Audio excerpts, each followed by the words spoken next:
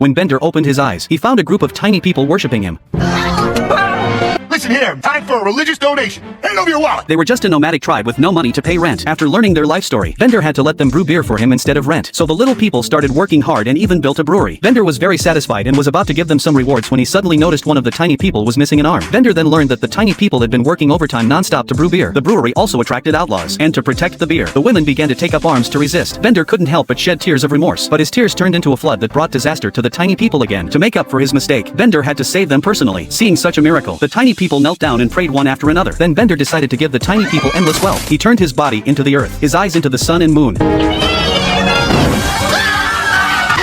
And even his breath could calm disasters for people. The favorable conditions made the tiny tribe grow rapidly. At this time, they found another group of tiny people living behind Bender to eliminate the outsiders. The tiny people hoped Bender would destroy them, but Bender refused. Not long after, a miniature world war broke out. Countless weapons were invented, and even missiles and atomic bombs appeared.